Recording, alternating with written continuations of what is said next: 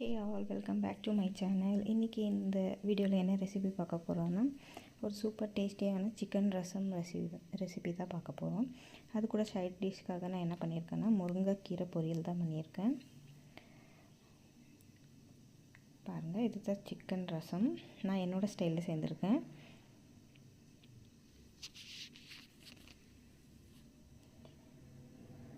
இந்த ரசம் பார்த்திங்கன்னா சூப்பராக இருந்துச்சு. நீங்களும் உங்கள் வீட்டில் ட்ரை பண்ணி பார்த்துட்டு எப்படி வந்துச்சுன்னு சொல்லுங்கள் கமெண்ட்டில்.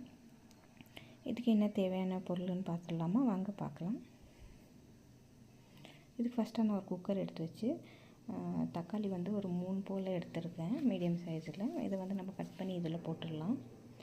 இந்த தக்காளியை கட் பண்ணி போட்டுட்ட பிறகு நம்ம வந்து சிக்கன் வந்து போன் வித்தவுட் போன் ரெண்டில் ஏதாவது எடுத்துக்கலாம். இதுக்கு பார்த்திங்கன்னா நான் ஒரு 3 தக்காளி எடுத்துருக்கேன். அந்த 3 தக்காளி வந்து இப்படி கட் பண்ணி போட்டுக்கலாம் இதில்.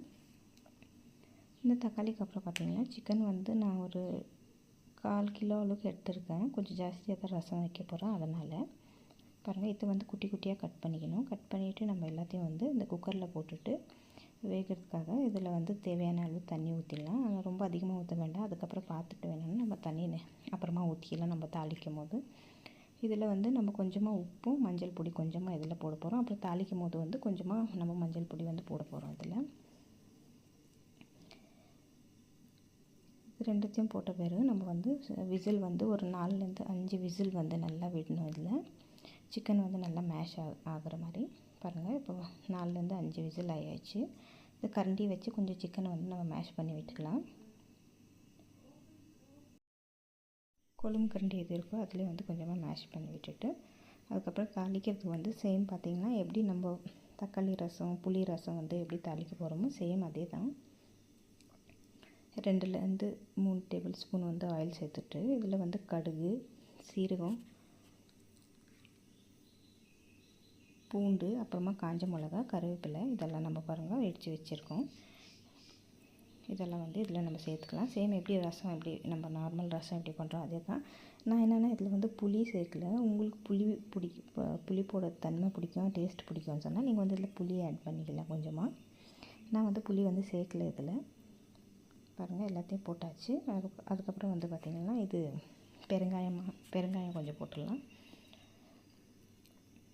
இதுக்கு வந்து சீரகமும் அப்புறமா வந்து மிளகு நசுக்கி வச்சுருந்தேன், அதையும் எல்லாம் சேர்த்துடலாம். சேம் எப்படி நம்ம ரசத்தை அதே சேம் தான், வேறு எதுவுமே இல்லை. அது நம்ம தக்காளி புளிக்கு பதில் இந்த சிக்கன் வந்து ஆட் பண்ண போகிறோம், அவ்வளோதான். இப்போ நம்ம ரெடி பண்ணி வச்சு இந்த சிக்கனோட இது வந்து இதில் சேர்த்துட்டு ஒரு பாயில் வந்து வர வரைக்கும் வெயிட் பண்ணிவிட்டு பாருங்கள், சூப்பரான ரசம் வந்து ரெடி ஆயிடுச்சு. நம்மளோட ரசம் வந்து ரெடி ஆகிடுச்சு. நீங்களும் இதே மாதிரி உங்கள் வீட்டில் ட்ரை பண்ணிவிட்டு உங்களோட ஃபீட்பேக் என் கூட ஷேர் பண்ணுங்கள். ரசம் எப்படி வந்துச்சுன்னு சொல்லிவிட்டு. இந்த முருங்கைக்கீரை வந்து நான் வந்து சிம்பிளாக வந்து பண்ணியிருக்கேன். இது கூட சிக்கன் கபாப் ஏதாவது நம்ம வந்து சைட் டிஷ்ஷாக வச்சுக்கலாம். ஆனால் கொஞ்சம் வெஜ் இருந்தால் நல்லாயிருக்கும்னு சொல்லிவிட்டு நான் வந்து முருங்கைக்கீரை பெரட்டியிருக்கேன். முருங்கைக்கீரையும் பார்த்திங்கன்னா வயிற்றுக்கு ரொம்ப நல்லது.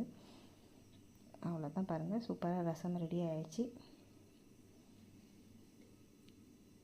என்னோடய வீடியோஸ் உங்களுக்கு பிடிச்சிருந்தால் மறக்காமல் உங்கள் ஃப்ரெண்ட்ஸ் அண்ட் ஃபேமிலியில் ஷேர் பண்ணுங்கள். இதே மாதிரி வீடியோஸ்க்காக நெக்ஸ்ட் வீடியோவில் பார்க்கலாம். பாய்.